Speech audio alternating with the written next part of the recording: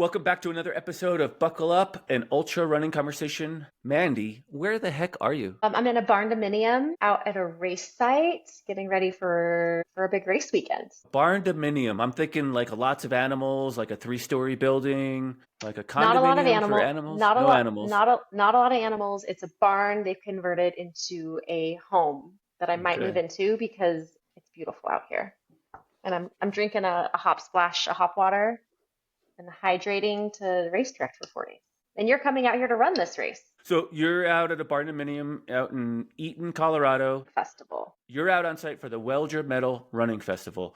3, 6, 9, 12, 24, 48 hours, relay or solo division, some like 7K, ruck stuff, fun runs, kids runs, cold plunges, saunas. I think there's music, on Saturday night, if I'm not mistaken. Country swing dance lessons and a dance Oh, party thank to God. Thank keep. God I'm actually going to be on the course for 24 hours because that's, if I had kryptonite, dancing would be it. Not your thing? Not my thing. No. Yeah, well, the dancers are going to keep you motivated and going. You'll see and hear them dancing while you're running. Perfect. That's actually So, that's probably best for all of us. yeah, no dance offs with you. Yeah, I'm heading out there. I am going to participate in the 24 hours myself. I am looking to get a good long training session in. I'm hoping to cover 100K, which isn't astronomically crazy for the time, and the course, which is around a field that is flat or fairly flat with little to no elevation change. So I think manageable for me where I'm at Yeah, currently. yeah, it's like 100 feet of elevation gain. Uh, Mostly groomed dirt. So beautiful views of the mountains. I think you're going to love it. I hope you do. If you Yeah. don't, then I'm not actually the race director. I'm just pretending and talk to somebody else. Yeah. Don't worry. I'll send to customer support. I'll ask for a refund. Yeah, send it to the CEO of the company. We're not at Training Peaks anymore. We're back in our respective areas. You're in Northern Colorado. I'm back in Western Colorado. I am coming back out again, like we just talked about. So I'll be out there this weekend. Next weekend, I'm back out in Denver for a beach volleyball competition. So I'll have spent the last 3 weekends on the Front Range. Yeah, And that's okay. It's exciting, lots of but miles. it's lots of travel. So So why aren't you running to Denver to Eaton? um, Come on, yeah, you gotta step no. it up a notch. No, too far? I mean, you think it's 250 miles? It might be like there's It's a probably race, not. It's probably not as muddy as the 250 miles in Cocodona that was this year. And no aid speaking of that, stations, yeah, speaking of that, well, no, there's gas stations. There's like all sorts of, city markets and grocery stores. no live stream, No live stream. Yeah. And unless the you end live up on stream, like the news. maybe the weather cam, right? On the tunnel Yes. cams. Yeah. Thinking of the live stream though, I know that I was hooked in 2024 in previous years by the live stream of Cocodona and participated in 2024. Our guest also watched the live stream in 2024 and clicked the button just a little too late to get in on the original registration, but got waitlisted. Where are you at in that Yeah. process? So I am also waitlisted, which I think a lot of people watch the live stream and then they time it really well because you've got FOMO all of a sudden, and a week later you're online crashing the internet. I think we joke about Jamil might have crashed the internet worse than Taylor Swift. And yeah, I drank the Kool-Aid and I'm on the wait list. I don't know what number, but Cody and I are both on there. The short story is that we have Cody Poskin on the show this week. Cody was 8th overall at the Cocodona 250 in a time of 71 hours, 11 minutes. 3 months, almost exactly 3 months prior to that, he was at the Jackpot Ultra. He is the USAT 100-mile champion in 13:26. It's a great story of his really short time frame and progression to the 250-mile distance. And he's here to stay. He's sticking around. Yeah, I think he has it's going to be exciting to see what he does. He's really young.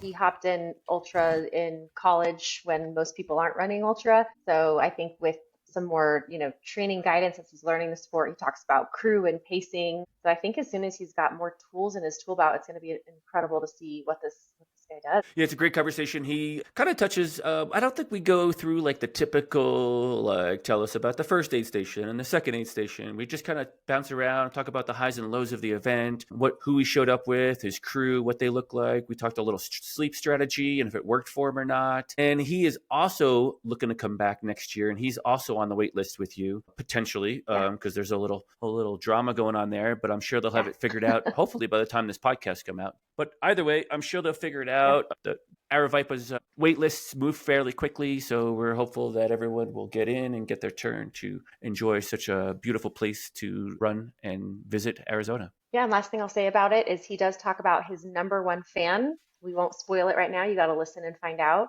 So, Cody, family, and friends, listen in and find out if you are considered his number one fan. I feel like I was this week, or today at least, because I watched every YouTube video he's put up It sounds and like took it. it You might have scared and him away, Brian. and put a deep dive into his Instagram page. But anyway, sorry, Cody, if I scared you off. But I was doing research for the show. It's all for the show, Mandy. Yes, all for the show. Not because we're addicted to the sport at all. No. I have so many other things I do with my life besides talk about running. I mean, there's just a ton of things, but I don't want to get into it What right now. what'd you watch last night, Brian? I watched The Dark Horse on YouTube. Is it about Yeah, a running a Dan horse that lives Green, he out wins in the fields? Cocodona. Yeah, it was an hour long. So on my downtime when I had nothing to do, I decided to watch YouTube videos about running. Yeah, I'm kind of wrapped up in this community. But thanks for tuning in, guys. We appreciate it. We'd love a like, a share, a subscribe. Tell your friends, friends. Share it with your grandparents, whoever might want to listen to this episode or any of our episodes. We're trying to crank one out once a week. And without further ado, here's Cody Poskin. And this kid's going places, and we're going to see a lot of him in the long-term future. So stay tuned.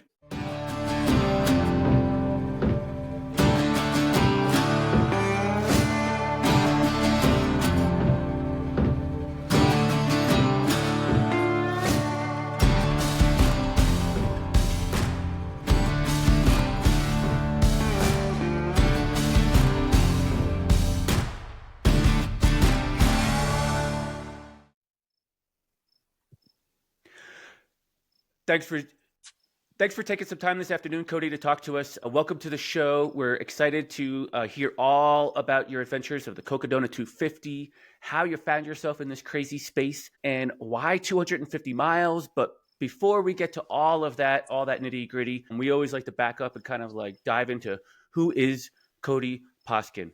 Like, how did you find yourself here? Have you always been an athlete? How did you find yourself in the ultra running space? Yeah, so who is Cody? That's a good question. I'm still trying to figure that out, honestly. So it's a work in progress all the time. But I guess if you want to start kind of at the beginning of the athlete journey, I played soccer all growing up, and then just some random day in I think it was like fifth grade, my dad saw this 5K advertisement. And he used to run cross country. He's like, "Hey, you want to run this 5K?" And I had no idea what that meant. I'm like, "Sure, something I could do with that." And then after that, I just ran that 5K. I think I was 12 and finished in like 24 minutes or something. And after that, I was just a weekend 5K warrior. I never trained. Like I just would run a 5K on the weekend just because I liked it. I mean, I just pretty much every weekend throughout the summer it was just 5K, 5K, 5K, 5K.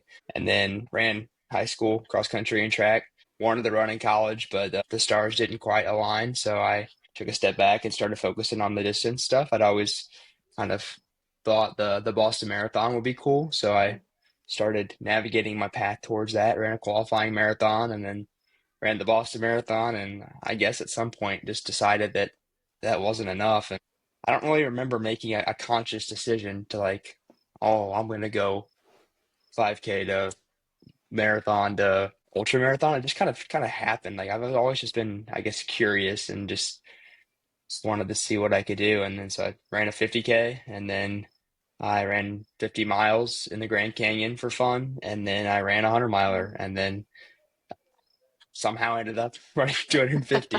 It's never been like a conscious, deliberate progression. It's also always been kind of like, oh, that sounds fun. That sounds cool. Let's just do that. And it just kind of how it works. Don't know if there's much after 250. Maybe there'll be some long FKT stuff. I don't know. There's not a whole lot more to go in the terms of a race world, but if there is, I'll find it. That's it sounds like a natural progression, so it wasn't too crazy, right? I mean, it doesn't sound like anything off the wall, progression wise. Did you were you a standout athlete in high school in track and cross country? And what did you do in track? because some of those track kids are like Yeah. multi-event participants. Yeah. So in track, I mean, in cross country, I was good for my school. Like my school wasn't very good, but we were in the highest, like most competitive class in Missouri, which is in a Hmm. super competitive state. It took me all 4 years to get to state in cross country. I ran like 16:09-ish. So I mean, it's fast, not compared to kids nowadays. I mean, it's just Hmm. insane how fast they run now. I think I got 105th at state my senior year, and I was just stoked to be there because it took me all 4 years to get there. And then in track, I ran pretty much the mile and 2 mile. Every now and then I'd run an 800. And every now and then I'd be in the middle of the 2 mile, and coach would say like, "Hey, you're running the 4x4, which is the next event." So every now and then I run a 400 too, but mostly the mile and 2 mile. My best mile was 4:30, which I ran indoors going into my senior year, and I did not get to run senior year because of COVID. We went home like Mm. 4 days before our first track meet, so I was a 2020 graduate, and there's a lot of unknowns. Maybe I would have gotten to state. I never went to state in track, so maybe it would have happened in Hmm. senior year. Maybe not. I don't know. But that's my lost season. So I ran decent. I was average, I get. Like good, but in the terms of good track runners and cross country runners in high school, I was like middle of the pack of good. So not definitely not a standout. Like state champ, all that stuff. No, that was not me. I just pretty much ran because I liked it. I loved my teammates. I loved my coach. I loved my school, and I loved to run. So. Yeah, so Cody, according to your ultra sign up, then you hopped into the ultra scene pretty quick after high school then, is that right? It was, I think, 3 years after high school. So it was my last year of college. It was April of 2023, I think. I mean, you probably know more. Like it was a 50K, like basically 2 years Mm-hmm. ago. So that was my first real ultra race, and now here we are, about 2 years later, and we're 250 miles in. Yeah, I went pretty much. I Oh, ran a marathon my first year in college, and then like stayed in the marathon bubble for a year or two, and then hopped on over to the trails. yeah, I'm always so intrigued. That's definitely not what I was doing when I was in college, and I think I love seeing that trend of younger generation diving into those longer distances. Like Brian, were you running that long I distance at that age? I was doing a marathon bar hopping nights. Yeah, That same. was kind of more up my alley at that time in my life. So Yeah, so I it is a definitely little bit paid a different. Yeah. social price for doing that hobby. I mean, it was tough making friends kind of going into COVID, but I just don't really fit in with that crowd very well. I don't like to drink. I don't like to stay out till 2 o'clock in the morning. Like I probably woke up to run before a lot of my classmates went to bed on the weekends. So Mm. it is what it is. Kudos to you. I think I think it's a growing trend. I find myself when we're at ultras now, I feel like I'm seeing a lot more of the college athletes there that are It's finding awesome. their footing in that door, and it's awesome to see. Yeah, Yeah, as a race director it's too, I think I see exciting. a lot of kids that travel here to run. Just their friends went to spring break in Cabo, and they're out venturing, Doing their running new thing. Yeah.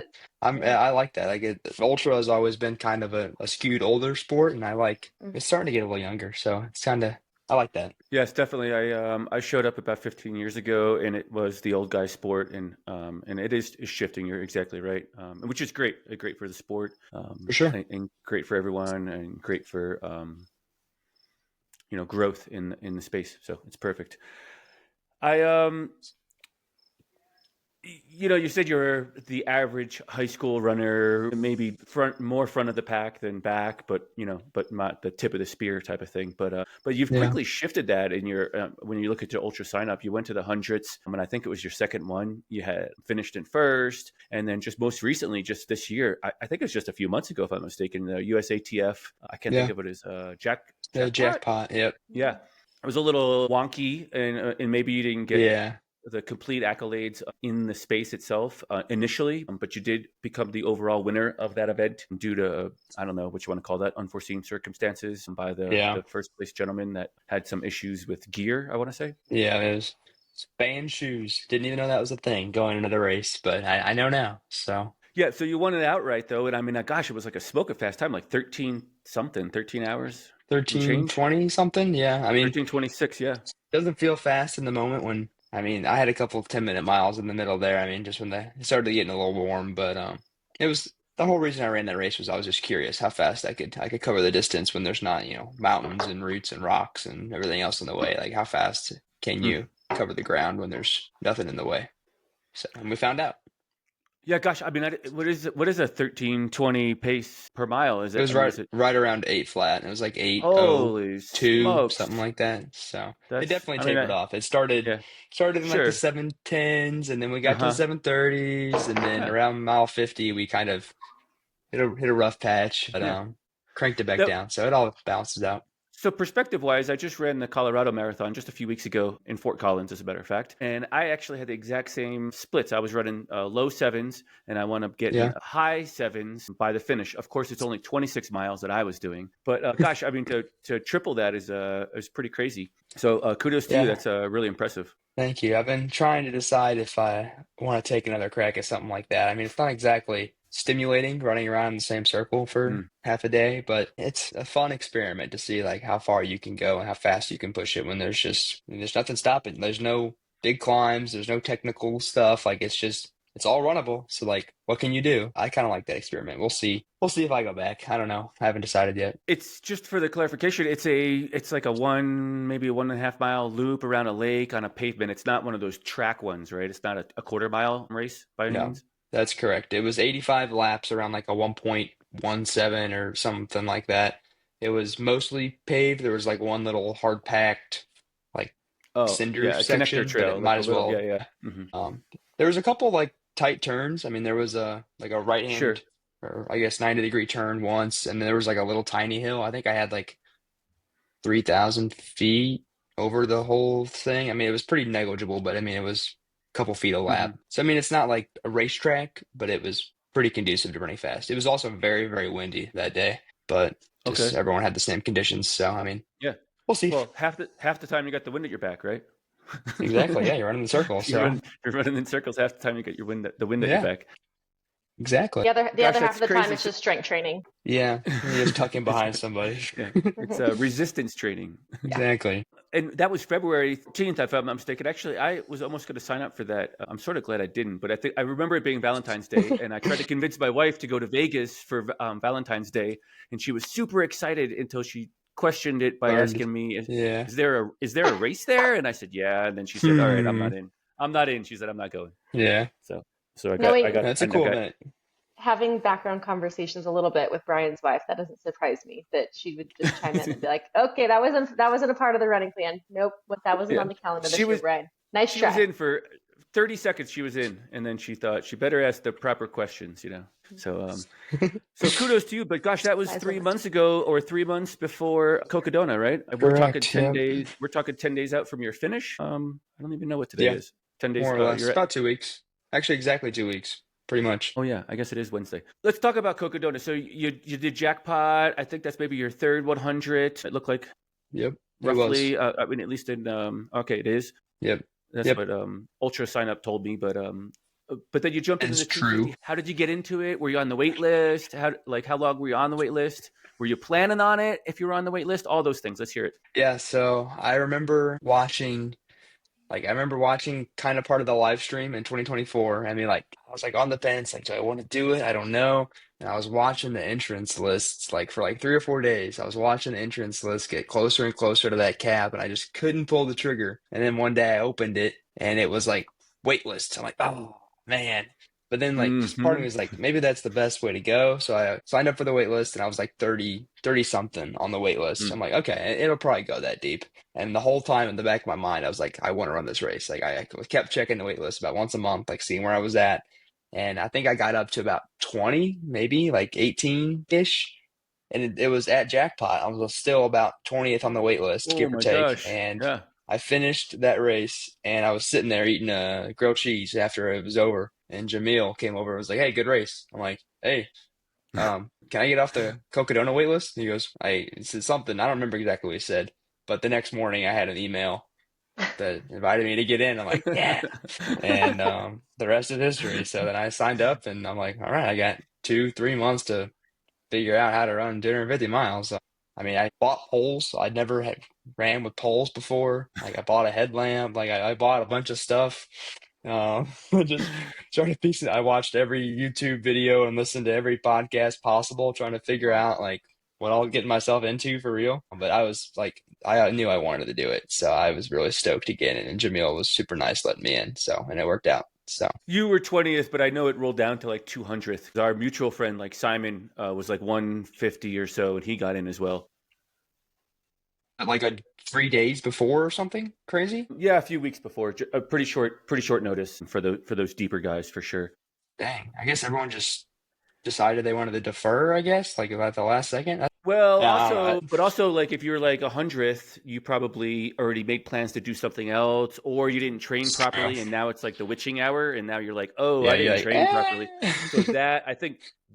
I think the wait list moved really quickly, like through the Yeah. lines, right? That makes more Well, sense to me I in my like my head. story. My story sounds kind of cooler, so I'm Yours sticking is with that one. just better. Now we're all just gonna Yeah, try to be at the finish line eating a grilled cheese where we're gonna see Jamil. Got it. Well, exactly. Mandy, Yeah. the issue between you and I is that we need to win jackpot in order to have that conversation with Jam Jam. We That's not can't just happening. we can't just eat grilled cheese and ask Jam Jam. I'm It gonna doesn't try it work that anyways. way. Okay. It's gonna look like I want it. Just be really sweaty We've and talked Worth to a really shot. exhausted. Yeah, we've talked to a lot of people about the live stream, and gosh, I mean that live stream is just like the hook and bait for everybody. Like it's unbelievable. Like it is. Mandy, you need a live stream. You need to live stream your races because it's just the hook and bait. I It's it. know. I've thought about it. Seems to do it. A trick, Brian. You're actually coming out here to live stream Welger Metal. You're not coming out here to run. It's an ultra of live streaming. Well, what's so funny too, though, is I don't think it's the hook and bait for everyone, you guys. I think a lot of people see that, like people that I send it to that aren't runners, and they don't see it the same way we see it. They want to stay as far away from that as possible, Yeah. both as crew and as pacers and as just people. They're like, that looks, horrible. So it's interesting the lens that we all see that through is not everyone, Brian, thinks that looks like magic. I don't know. We out of the three of us here, I'm not sure if Cody's back in for next year, but I know somebody else that's on the wait list that is also in this podcast right now. I did. I drank On the the wait Kool-Aid. list. I'm on the wait list. Yeah. So yeah, that's something else. I want But to do it again next year, but I opened it up at exactly like 10 o'clock. It was 10 o'clock Central, and the website was crashed. And by the time mhm. I got in to actually register, it said waitlist was the only option. So I clicked waitlist, and after 3 attempts, like it kicked me out twice while I was trying Hmm. to get in there. Finally got in and got a confirmation email saying I was on the wait list, but I'm currently not on the wait list or the entrance list or Mm. anything. So I'm hoping I can schmooze somebody to get in again. You But need to eat I another grilled definitely want to cheese go with back. Jam Jam. Yeah, yeah. Cody, what's funny about that? I felt bad because registration was going on, and I'm texting Steve because I've texted Steve a couple times about like volunteering. We met at a conference. I don't stalker text him all the time, but I sent him a joke text yesterday. I'm like, I'm gonna join the wait list. Is there a discount code for race directors? Not thinking that the site's probably down and he's dealing with a million people like freaking out about the technology side. And then Jeez. later on in the day, I see a post on Facebook after I email because the same thing, I'm not on the wait list. I don't see it, but I have the confirmation. But it's like, if Yeah. you have an issue, email this person. And I'm like, oh, email that person. Yep. So I email saying That's I'm what I not on the did wait too. list. Well, then I see a Facebook post that was like, please stop emailing. And I was It's so exactly what embarrassed. happened to me. It's I was exactly like, what happened to me. sorry, I literally sent another email saying, "Oops, sorry, just saw the Facebook post. Please disregard." yeah. Like, I don't want to make your life any more stressful than it is. I'm You sorry. should have, Cody, you should have said signed everybody that emailed you. And now we're not all trying to Yeah. email you again. Yeah. Sorry about that. So surely we've got Yeah. spots on the wait list. I just don't know like what number. Exactly. Yeah, it's 500 deep right now. So, I mean, Yeah, Gosh. it's crazy. You guys are crazy. I am not on a wait list. I am not expecting to be on a wait list anytime soon. And I'm wondering if it's going to go to a lottery next year because of you guys broke the internet trying to wait I would list say, this thing this year. yeah, Just I would just say definitely. straight up breaking It, the internet. it's like a Taylor Swift concert. Like Jamil's breaking the internet. There's got to be a meme out there on Instagram. Like who's Sure. broken the internet more Yeah. often, Jamil or Taylor? We got to create that. Yeah, I think it's definitely going lottery next year for sure. All right, so this year you're eating your grilled cheese. Jam Jam sends you the email the next day, and Yep. you're in. What kind of shifts in your training? You're kind of a fast. I mean, not even kind of. You're a fast guy. You're the road guy, or have been in the past. First off, Yeah. what's your slowest 100 miler out of the three that you've done? Like, what's the longest duration you've been out on a course? The first one was my slowest, the one in Massachusetts. It was like 1940-ish, 1930, something Shit. like that. And I ran Leadville just barely faster. It was like Oh yeah, 1920s I or did see that. something. Yeah, was that last year? 28. I have his 24. ultra pulled up. Yeah, so it was basically effectively the same time. which now that I think about it, Leadville should have been so much faster because it's so much more runnable Hmm. than that first one that I did. So I'm not really sure Mm. what happened at Leadville, It's but altitude, and you were 10 hours faster than me, just for the record. I was there. no one's counting. No, it was 10 hours, almost to the money. I was like Yeah, 1920 or 2920. I'm sorry. yeah. Well, the longest I'd been Yeah. out was a backyard, which I went 32 hours. So that's technically the Oh, okay. longest I'd been in an event, but I don't really count that because it's kind of a race, but not really. Yeah, but it's time on feet, and you're It's time. sleep Yeah, deprived. It's a day and a half. Okay, and so yeah. you're in Cocodona. What does it look like? You're shot out the cannon, and what's the first things you do? Well, it took me a couple days to be able to run again after jackpot, Hmm. but after that, I had these big lofty dreams of like back-to-back long days and like bunch of trail running, like and training with my pack on and all that stuff. None of that happened. Like literally 0% of that happened. I just didn't get to. I don't know. Like I guess life got in the way, or I just wasn't motivated to do that. I ran with most of my gear one time in my pack. I didn't run with my poles. I never once trained with my poles. Probably should have done that. But like one time I went on a 17-mile run with 4 liters of water on the roads. Like that was my pack training. I ran pretty much exclusively on the roads, just like I always do, just because it's the availability out here is not great for trails. Like I guess accessibility, I'd have to drive probably about 25-ish, 30 minutes to get to any decent sized trails. And Hmm. at that point, it's linking up multiple trails. I'll run like this little 3-mile loop on a trail, and then it's like a two miles to the next trail, then it's another little loop. If you really try, you can connect and get some good like point to point stuff, but it's tough. And the climbs are 200, 300, 400 feet, and then it's down. Like there's no big climbs. So I mean, my quads were blown up by mile 25 of Cocodona. It's because I ran more elevation in that first 25 miles than I usually get in 2 weeks. Hmm. So it's so I just pretty much just kept running on roads and pretty much did what I always do and just winged it more or less at Cocodona. Probably some things to change for next year, assuming I get off the imaginary wait list that I'm on. But Cody, was there a point in the race that you felt like your body kind of just settled into that discomfort of being on fire and realizing your training was very different than the race? Like, was there a magical moment where your body was like, all right, I guess we're just going to do this. Let's fly. I mean, there's no real magical moment, I'd say. I pretty much knew from the start that something was going to hurt, something was going to be sore, and I was just going to have to just push through it and get over it. And I mean, by mile 30 or whatever it was, I guess going into that first like Lane Mountain, my quads were destroyed, and they just never really got any worse. They were just the same level of bad the rest of the race. I mean, it's like I can handle this, I guess. Like going down big hills kind of sucked. Some of those road miles that were just kind of a net downhill, I should have been Hmm. able to crank a lot more, but they were pretty painful. But it was just like a constant reminder that I didn't really do what I was supposed to do, but still got through it. You have a pretty big following, or a decent sized following, because I saw in the live stream in the chat, because I had it on all week. I literally had it on all week, but I saw in the chat like cheers for you, like quite a few times, right? So your name popped up a few times in the chat. People like just giving you shout outs and all that kind of stuff. So that's exciting. What kind of crew did you bring to Cocodona? My mom flew in, and I drove actually from Missouri to Arizona, about 20 hours, with my friend from high school, actually one of my old cross country buddies.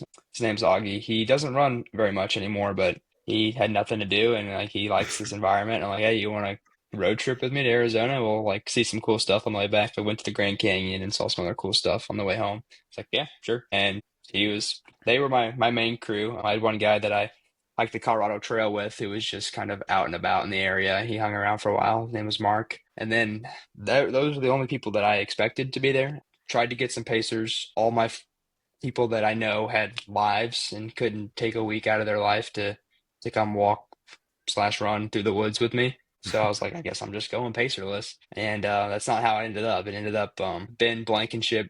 He works for Mountain Coast now, who they gave me some shoes to run in. And so I ran the race in their shoes, and he was there with one of his friends. And he ended up being a great part of the crew. And then they just ended up jumping in and pacing me. So I had some really awesome pacers and a crew that was mostly friends and family. It wasn't like these professional mercenary crews. I didn't sit down and have my socks ripped off and stuff like that. Like it was Mhm.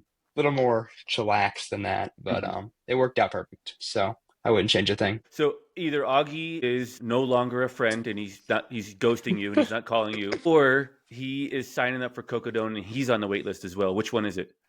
Somewhere between? Actually, I think he enjoyed himself. We haven't really talked a whole lot afterwards, but he said he had a really good time and it was fun for him, I think, kind of seeing that world. And but he's also very much not on the wait list. We actually ran there was a 10K in St. Louis the weekend before Cocodona, and I ran it, and so did he. And I finished, came back for him, and it was the longest he'd run in like years. I just see him doing the waddle like towards the finish line because he just chafed.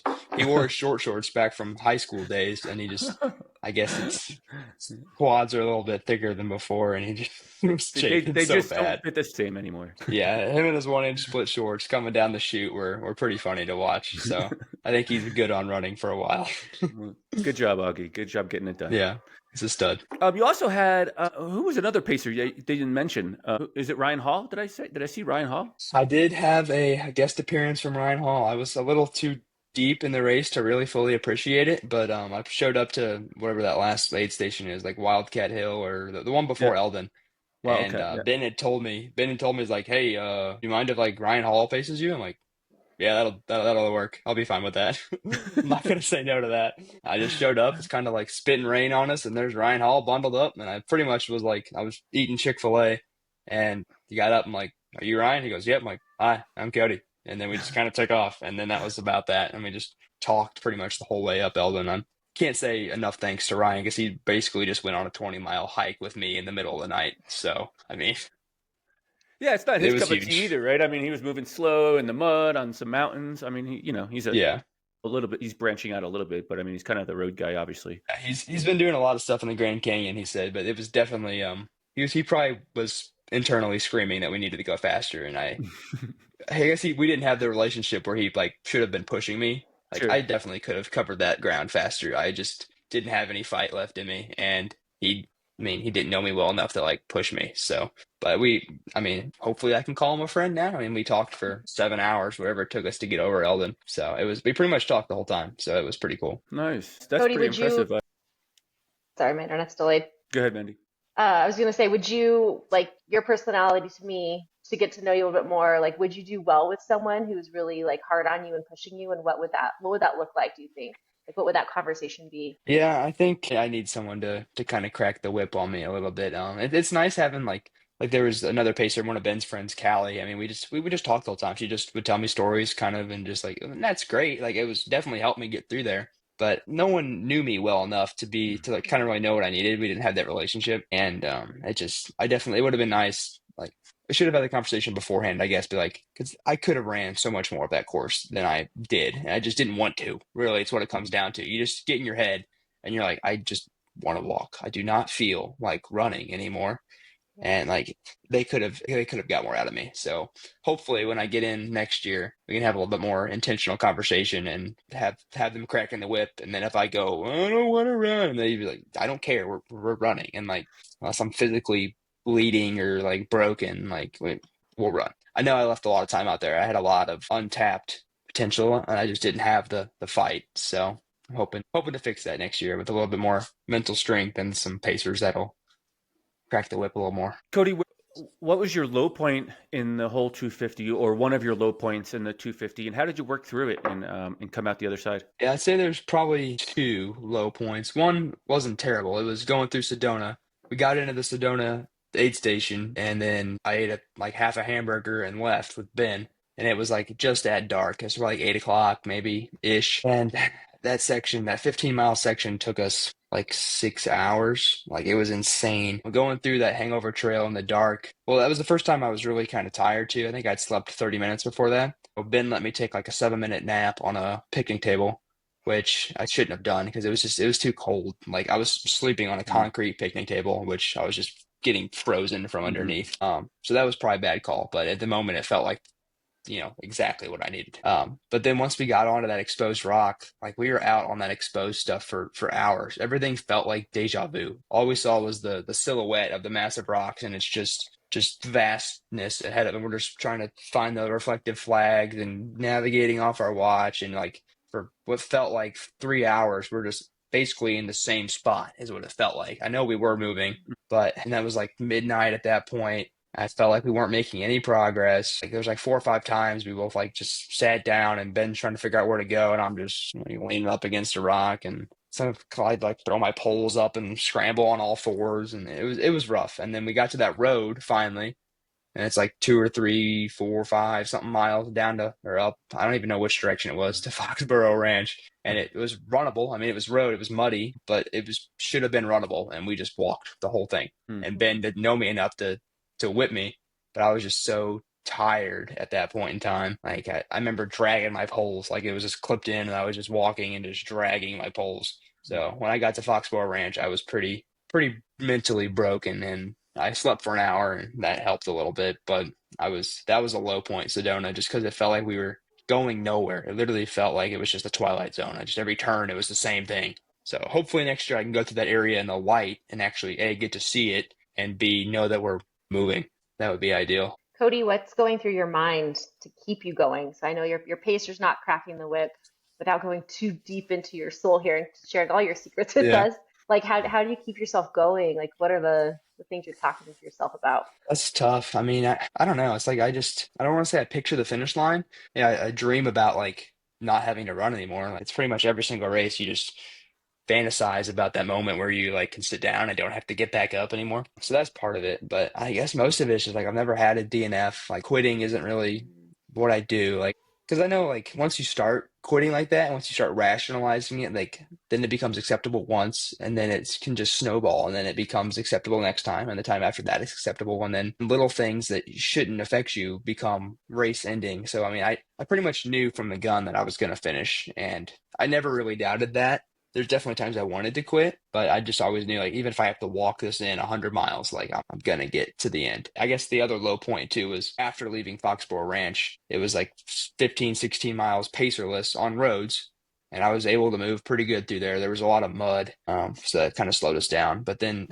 getting into Munns Park at the end of that section, I just felt like kind of like crap. I was beating myself up mentally. Honestly, I was thinking about Michael Versteeg and Courtney, who had dropped out. I knew they were dropped out. I'm like, they're in a hotel room or at their house, warm, eating food, watching TV. Like, why can't I do that? I was pretty mentally low right there. That was the only time I was actually trying to like come up with valid excuses to quit. Like, what's a reasonable excuse I can tell people? And then, I mean, I just got to the aid station, got my stuff done, and kept going. And then I kind of got some life breathed back into me once I got a pacer again. So that was actually cool too. My pacer after Munns Park was Jesse, who I actually never met till he showed up at Munns Park. My crew had talked to him. He was a volunteer at the Foxborough Ranch, and I guess someone just asked him like, "Hey, you wanna pace Cody tomorrow?" And he said yes. He told me he had actually just taken like a Red Bull or something right before I got into the aid station. So then he had to try to sleep before he went out to pace with me. And then that was like a 21-mile section that we did together, and that was the longest he ever ran. So it was pretty cool. Cody, you had a little bit of a mixed bag, maybe not last minute, but like you only had 3 months prep to get into the race itself, like short notice, I guess. You put together the best crew you could with what you have available to you. You got lucky with some volunteers and some guys from Free Trail that were trying to help you out and work with you. Did you move better with the Pacers or without the Pacers? I'm just kind of, and I know the dynamic, you didn't really know them, so they're not the people that are pitchforking you and trying to get you pushing forward. But did you move faster with them or without them? And most generally. Yeah, undoubtedly faster with them. I mean, I felt almost guilty at some time. Like they were out there for so long, and I can picture it when it's flipped. Like if I was out there pacing someone else, most of my runs are done at between 7 and 8 minute mile pace. Like they're out there covering 15 miles over 4 or 5 hours, where like in your head, you're like, on a normal day, I can crank this out in 2 hours. Like I just felt bad for making them be out there that long. So I did a lot of walking, but like I knew like I got to run. I got to at least like pretend that I'm trying for these guys. So I definitely moved faster with them. The pacerless sections, they were mostly flat and runnable, so I was able to move pretty good on those two, and I was in a decent headspace for at least the second one, so I was able to move decently on that one. And the whole first 70 miles, I moved pretty good by myself too. But having them there definitely helped keep me moving. So I definitely will want to utilize pacers every mile that I can next year. and have them cracking the whip. I agree. They're pretty magical, and I think it's funny how we tell ourselves, like you just said, like you feel bad because you think they're having a bad time. But if you've ever paced before, you know that you Yeah. just most pacers out there really do have a servant's heart. Like they really are just they are here for it. It's so much fun to pace, but it's hard when you're in that moment as the athlete. Like, oh, I'm putting them through the worst time ever. Yeah. I'm pacing someone from the first time later this year, and I'm really excited about it. So I actually got two people I'm pacing, one at Leadville and one at some other race in Wisconsin. So Oh, cool. I'm really excited to kind of flip, especially at Leadville, like flip the script and Yeah. see how it is from the other side. So I'm really excited. I have a lot of experience on both sides, and I feel your struggle or your challenge where you think you're putting this person out. But from the flip side, I've showed up and paced 50 miles at 18 hours for somebody once, and it took us 18 hours to go 50 miles. And I mean, it is just what it is. I got everything I need on me. I'm out there to get some fresh air and get some miles in my legs, time on feet. I'm just trying to think of all the Yeah, positive things and get to know somebody. I'm taking some cool videos and all the things. So I think on both sides, as long as your pacer's aware of what they're into. Sometimes new pacers, like somebody chugging a Red Bull and then wanting to pace with you, I think they get all this amp and they're like ready to go. And then you're like, all right, let's go walk a 17-minute. 14. Yeah, exactly. Yeah. Yep. Yeah, I've learned that the hard way. You have to be careful. I just learned that last year, like where you place your pacers, like really think about what section of the course you want them on instead of just being like, oh, these three people are great. I love them. They know how I run. Let's just where do you guys want to pace me at? Instead, I think as a runner being selective of like, okay, this person has some chill. You know that they're going to be good for me when I need to chill. This person's gonna, put the fire behind me when I need it. These are the sections of the course. It's a lot of learning personalities there. For sure. Yeah. I think next year I definitely want to be a lot more intentional with kind of the crew and the aid station. Like we didn't really have a real strategy for aid stations. It was more like just get me in there, fill my water up, give me some snacks. I think there's a lot of room for intentionality next year and kind of like everything done with a purpose. Putting paces in the right spot is definitely falls in that category. Cody, you said your mom was out there at Cocodona. Yeah, How does she she was. handle you when she sees you under that distress? She's definitely my number one fan. Like usually when I tell her about these Oh, things, the gut reaction is like, "Are you okay?" Like it's usually like she goes to like, "Why would you? Are you kidding me? 250 yeah. miles?" Like it's usually like the mom, the gut knee jerk reaction. Yep. But then like I knew she'd be there. Originally like we hadn't planned on her being there, but like I'm glad she was there. And she was at every aid station. Like I knew I could count on her to like make sure I was taken care of. I mean, like when I went to sleep, she was there wiping my shoes off. Like I mean, I knew she would pretty much sacrifice herself to make me there or to make me whatever I needed. I knew she would have it. So and it's weird because she's never ran. She's never been like in this environment, but she, I guess, loves being there for me. So, and I love having her. So, Cody, you think she's got the ability? If you came in and you said, you know what, I'm just not feeling it today. I'm ready to be done with this. Let's just hang it up. Let's go get that burger and go watch TV in the hotel. Is she gonna kick you out of the aid station with that tough love and the pitchfork, or is she gonna, swaddle you and tell you, let's go get that burger? yeah, unfortunately, I think she would be more towards the swaddle side, especially if I Hmm. was pretty adamant in my reasoning. If I had concocted some reason like this is hurting or Hmm. my stomach, I'm puking, or I just peed brown, or if I told her I peed brown, or like which I've done before in some of these races, like she'd probably jump to like, oh my gosh, you're not safe, and then we'd go get the burger. But that's why I need some other people there who actually know the sport, who have been in my shoes before. Be like, all right, what's actually going on? All right, no, you're making stuff up. Come on, let's go. Hmm. There's only so much she can do having not been on the other side of Sure, the equation. sure. Yeah. No, Yeah, I you've get also it. I got mean, yeah, got to like that's obviously expected. So just kind of checking in to make sure your mom's, just checking to see where your mom's at with that. Yeah, her number one priority is going to be make sure I'm not dead, which I guess there's value in that, but not if it means not finishing. So you almost have to lay some yeah, ground rules with your crew. Like mom gets to have the emotional opinion because I am her yeah, mom, child. Like I've had to do that yeah, same thing with my mom. Like, mom, you can have your opinion, but if you think I should pull out just because I look like garbage, like I'm kind of supposed to look like garbage sometimes. So someone else on yep, this crew is going to be like the decision maker. yeah. I'm excited to.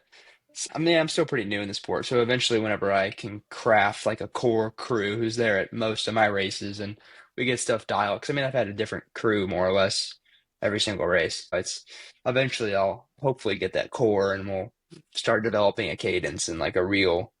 I really know Mhm. I can rely on this person for XYZ and they'll know what I need in this moment at this part of the race. So I'm excited to get to that point. And it'll be just, I mean, you form such great relationships in events like this, like in hard times and then like cool events. Like I'm really looking forward to that. Cocodona is pretty unique in the fact that you run through these towns, you kind of like do a tour of Arizona. Of course, it wasn't the best weather, but otherwise, most of the time you could see a lot of great views. I know it was super cloudy in most of the early stages or early sections of the course. But where I'm going with this is you're in and out of these meeting new pacers and getting shifted back and forth across the course. You have a ton of cell phone service though. And I'm wondering if you were like watching the tracker and kind of like playing the racing game as well, or were you just running to have fun and to finish, or where was that level of either of those two in the space? Yeah, I definitely wanted to compete, but I pretty much told my crew I don't want to know what pace or what place I'm Mm-hmm, in. I don't want to know any of that until like after mile 100 because it's pretty irrelevant at mile 17 what place you're in. mm-hmm,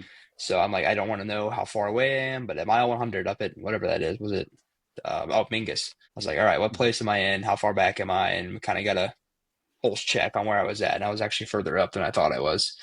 But I didn't take my cell phone out at all until actually I called somebody once, like at mile 215, and then mm-hmm. I took it out after coming down off Eldon to see how far back Michael McKnight was. That's the only time I checked the tracker was to see how far back Michael was. Besides that, it just was dead weight in my pocket because it was a required piece of gear. So next year I might get one of those flip phone burners that weighs like 1 ounce or something and shove it in my bag. I don't know yet, but I definitely want to compete. And but I know Mm-hmm, some people were out there watching the tracker the whole time, and that just wasn't me. I'm like, I'm not going to waste mm-hmm, time getting it out, trying to look at it. Like, I'll just mm-hmm. rely on whatever they tell me at the aid stations and go from there. You said you phoned a friend deep into the race 215. Was that race related or was it just something outside of the race? Yeah, it was. I actually called Augie. It was in that pacerless section between whatever it was, Fort Tuthill and Walnut Canyon, I think. And at that point in time, I still had some fire in me, and I was chasing Finn Melanson. Mm-hmm. He'd passed me while I was sleeping at Foxborough the previous night, and then he kind of opened up a little bit on me when I was all sad running by myself towards Munns Park. And then he had like 5 miles on me. And then leaving, I guess getting into Fort Tuthill, I'd pretty much closed the gap. They said he left like a minute before I got to Fort Tuthill. So I was kind of fired up. I was running. And then halfway through that section towards Walnut Canyon, I called Augie. I was like, where's Finn? Because at that point I was getting pretty deep in the race. And every time I came around a corner, I thought I saw him in the woods. He was never there. Turns out he was gaining on me in that section, and I never saw him again. But I kept thinking I saw him just right around the corner.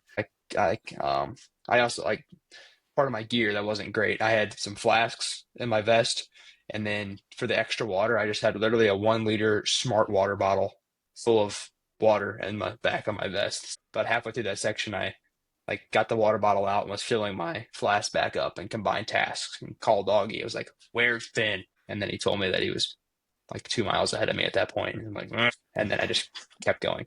So that's the only time I used my phone, besides at the end. All right. So you were kind of racing at the end, though. I mean, of course, it was kind of unfolding a lot, right? At mile 150 and later in the race, it's all unfolding, and I think it's a smart decision to kind of let it be until late, not late in the race, but after 100, for sure. Yeah.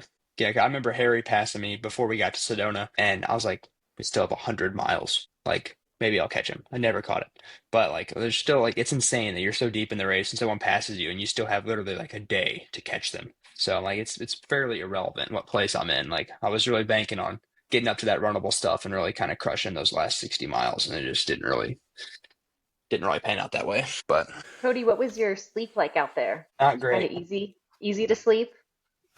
It was decently easy to sleep. I wish now, like, I had no idea how much anyone else was sleeping. So I had no idea how much anyone around me was sleeping. Turns out I slept more than almost everybody around me. So I guess next year I have to sleep less. What do you But think it was total? it was about 2.5 Oh, of that's pretty horizontal good. time, probably about two and change of actual sleep. I slept for 30 minutes in the back of a car at Jerome in a sleeping bag and like a sleeping mat. So it wasn't, I woke up with like my hips throbbing. Like I woke up Mm-hmm. before they woke me up just because like everything started to hurt. Like it didn't hurt when I was running. I felt fine. But then like I had to lay like in a certain way because like everything just hurt. So that was great. And then I laid down for 10 more minutes at like Deer Pass or Dead Horse, one of those two. Didn't sleep for that one. I just got to lay down. It kind of pissed me off because I'm like, I just laid down for 10 minutes and went nowhere.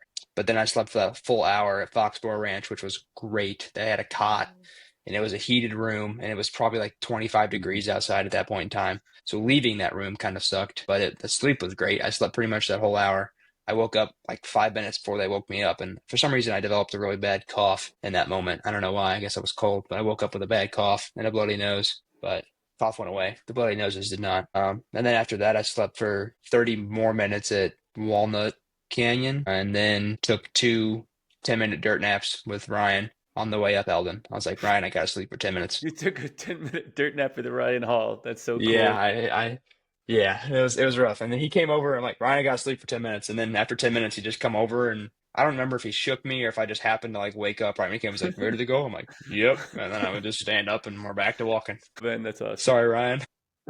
It's so cool. It's so cool. I mean, it's hilarious because he's like incredibly fast, and here you have him standing over you for 10 minutes on the side of the Yeah, he trail. probably, if I was him, I probably would have gone for like a little run during that time I was sleeping. Like if the roles were reversed, I would have been like, I get to run for 10 minutes, and he just probably went for a little jaunt. Like a 1.5 mile run, right? Just down and back. Yeah, exactly. Yeah. So it was funny too. On the way back, like we were in like a mile away from the finish line or whatever it was, and I'm like, I made this left-hand turn, and he just kind of kept going straight. He's like, "Yeah, I'm gonna run home," and that was it. Like, I was like, okay, bye, and that's the last time I saw him. It was fun. Cody, you talked about the struggles, we talked about sleep. What is one of the biggest highlights that you're taking away from the Cocodona 250 2025? Just that I can pretty much do way more than I think I can do. Like one of the underlying reasons I came here, like I want to get the most out of myself. Like every one of these 100-mile races, I kind of finish without really having my foot on the gas. And I kind of repeated that again here. Like I just kind of settled in and was just content with where I was. But I mean, I really just unlocked that, like the fact that like it hit me once, like a quarter mile away from the finish line. I was like, I just covered 250 miles on foot. That's kind of absurd. And like that was like a 2 minute or 2 seconds of like realization. And then I went back to like only caring about sitting down. But like I just realized that like, I can just, it's insane what the human body can do. And I really, whenever I figure out how to stay engaged the whole time and really fight in the second half of the race, like it'll be incredible. Because I mean, I left 12 hours out on the second half of that course, like easily. So I need to figure out how to fight. I know I physically can. Like that's what I guess I learned here is like physically I can pretty much do whatever. Like it 200 miles, 300 miles. I have no doubt that if there was a 500-mile race, I could physically cover the ground. It's just now I have to figure out how to mentally stay engaged and keep racing instead of like a part of me is drawn to that, like the back of the packers who just get to kind of, I mean, for me, from my point of view, it's like lollygagging. They get to stay in the aid stations. And like I went back to Fort Tuthill after and like have all these hyper ice leg compression stuff and like massage therapists. I'm like, where was this stuff when I was here? I got a bowl of pasta and then I had to keep going. Like it's just insane how the experience can be so different for them. But I just, I learned that I can do a lot physically and I just have to stay mentally engaged and push myself that way. Yeah, Cody, with that takeaway you mentioned, there were not everyone that you were, in college with and around was running. Have you inspired anyone else to really expand on their running dreams? Any friends, I don't family know. that Yeah. have taken the Not, leap with you? unfortunately, not yet. Not friends or family. I like just kind of vlog most of my races just for fun on like I have a GoPro that I carried with me the whole time, and I just put them on YouTube just that way when I'm 80 years old I can look back and do like realize that I used to be able to like walk around without a cane. And there's been some people like who just reach out and be like, "Oh wow, like this has really inspired me." Like that's super cool when you get a random stranger who just like reaches out and been like, "I love your energy" and stuff like that. Like that's pretty cool. Even though I've like 7 people watch my videos, that's fine. And like if one of them like is inspired to go run, and like even like Jesse, the guy who ran 21 miles with me, like he's signed up for 50K now in the summer. Like maybe I played a small part in that. Like I hope I did. So it's Absolutely. any little bit is makes you feel super good. You bring a lot of energy to those videos. I did a little homework on you earlier today, and I watched like the dirt track one. I think you ran on a dirt track. Yeah. Like Yeah, I had a workout. intentions of putting a video out every single week before running Cocodona, and it just didn't happen because I realized that that's kind of making videos for the sake of making videos, and that's not really what I was doing. And my life isn't really that interesting enough to make a video every week. And I had ideas to do some of those like cool training, like back-to-back long runs, and stuff to make the video like worthwhile. I just didn't do any of that. So I'm like, well, I can't make a video anymore. But yeah.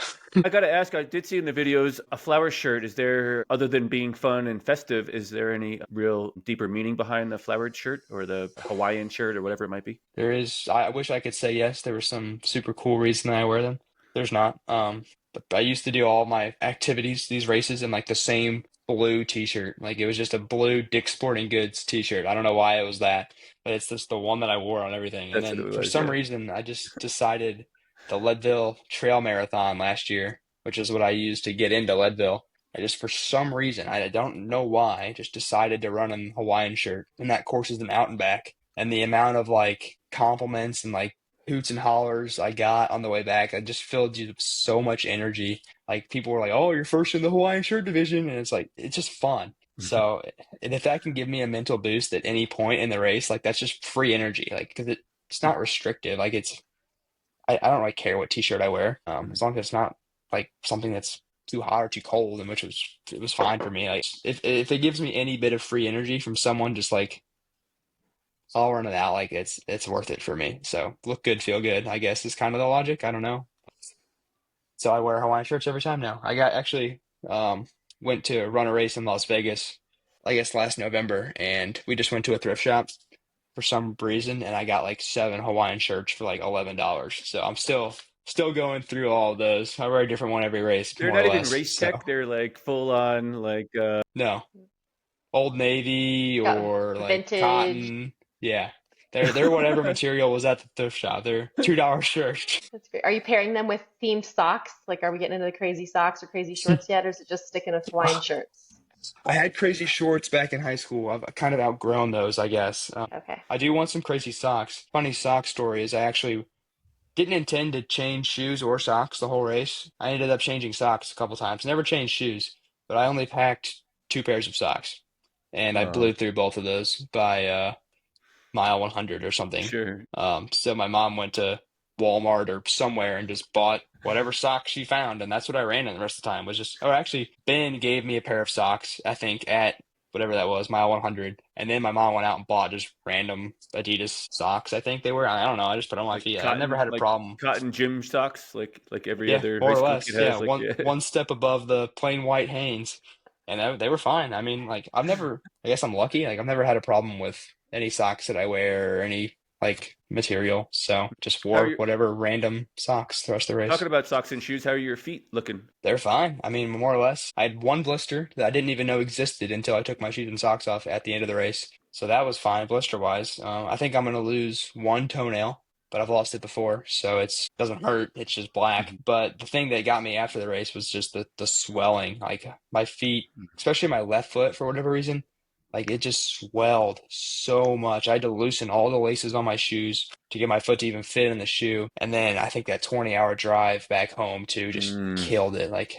it's Mm. pretty much all gone now. I still have some like for some reason my left toes kind of like tingle still, like they're halfway asleep. But my foot was massive for a week and a half. Like it was insane how big my foot was. Like I couldn't there was no mobility in my foot at all. I Interesting. guess it was just really unhappy with me. But Yeah, it's fine now. So that's minor neuropathy. It's, a little bit of nerve damage. It'll go away. The tinglies and the sensation will all come back eventually. It's unfortunately pretty common. You did 250 miles, 263 or some probably weird number like that. I yeah, think roughly, which is probably 500,000 steps it's a in lot. 4 days or so in 71 hours and 11 minutes. So, you put a big beating on your body that wasn't really used to it just yet. So Yeah, it's it was unhappy all of with it's me. expected. Yeah. Yeah.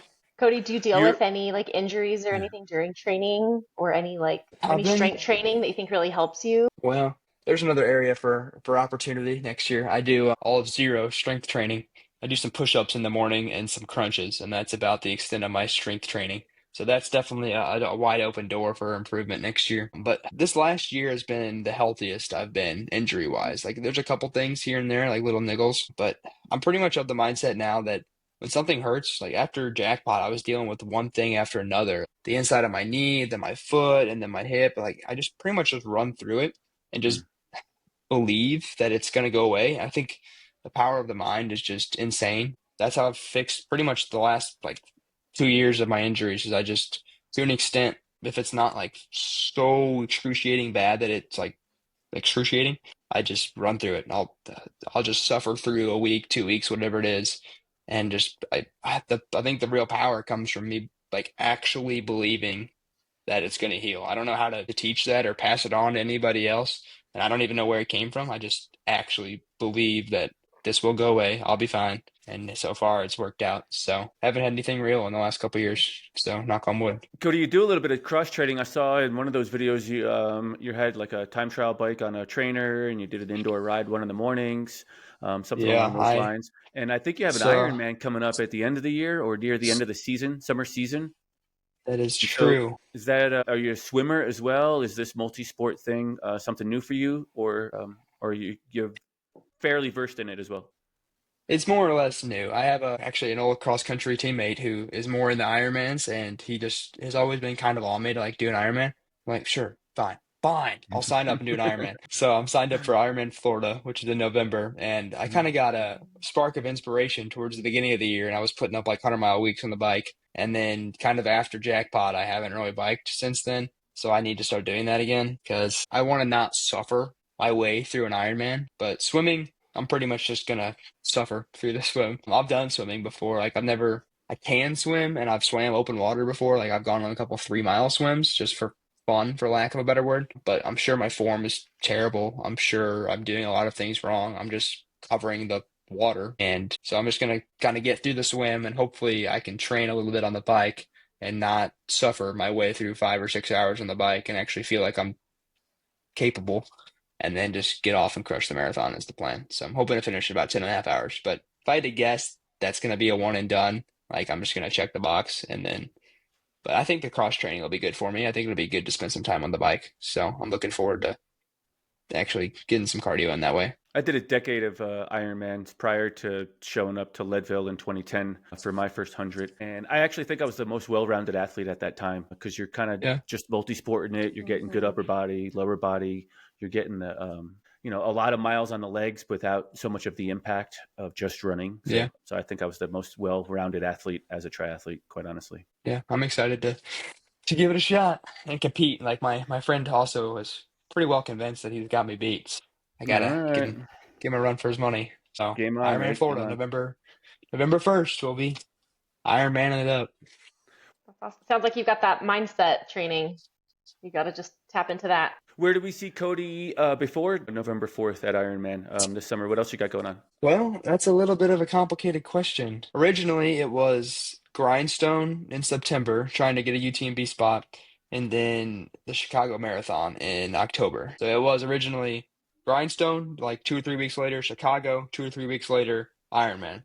And that's currently the plan. That's what I'm signed up for. But some guy randomly just DM'd me on Instagram like last week, and they run a 400-kilometer ultra marathon in China. And he's like, "Do you want to run? Like, we'll comp your entry and pay for your accommodations and everything." I'm like, yes, I do. So I'm currently trying to make that work, kind of going back and forth and making sure it's like legit. But it's 400, basically 250 miles across the Gobi Desert in China, and it's basically unsupported. You pretty much have to pack all your food. I think they have drop bags and stuff, but at the aid stations, there's just water and then whatever you have in your drop bag. And it's pretty well self-navigated too. So you'll have to like use a Garmin spot device or something to navigate to the checkpoints. I think there's like roads and it's more or less like fairly easy to navigate from what I've collected, but it just sounds like an adventure, which is kind of like my life's thesis is just like, it sounds fun, sounds epic, sounds hard. Sign me up. What time of year So is that? September. Okay. No, October 1st, I think. So I'll have about a Okay. month after that before the Ironman. But if that doesn't pan out, I'm also kind of captivated by the Mammoth, the inaugural Mhm. year. And it's also because it's got prize money, but it sounds fun too. So I might skip out on Grindstone to run the Mammoth if the China thing doesn't work out. We'll see. It'll be one of those things. It'll either be Grindstone Chicago Ironman or China Ironman or Mammoth Chicago Ironman. Some combination of those things. Oh, and I'm also sitting on the possibility of trying Desert Solstice in December. That's what I was saying. Like I'm trying to decide if I like the running in circles format, Okay. but I might take a shot at Desert Solstice and see if I can take a crack at the American record for the 24 hours. I think it'd be a stretch, but it's within reach. I mean, it's 8 minute pace. I just have to do it for 24 hours instead of 13 hours. So I've been there, kind of. I've done a long training run for it. So maybe it's possible. And there's no hills because it's a track. Yeah. Yeah. That's amazing, Cody. Gosh, your trajectory in the last couple of years is just phenomenal. Congrats. You were 8th place overall, Cocodona 250, 71 hours, 11 minutes, and kind of a little naive to a lot of the processes that are in place that Yeah, others were using that you were racing against at the tip of that spear. So, gosh, I for could only sure. imagine you put those things into place. You got a lot more knowledge in your pockets, and you're going to be a force to be reckoned with. So we're excited to see what you're going to do next, and we'll keep following along. I appreciate it. I'm really excited as well. I think there's a lot of room for growth and a lot of room for competition. So I'm really excited to see where this thing leads me. Thanks for Well, your time thanks this for sharing. afternoon. We'll keep checking it. We'll keep on you and seeing where you're at. Thanks again. Appreciate it. Yeah, thanks for having me. Thanks, Cody.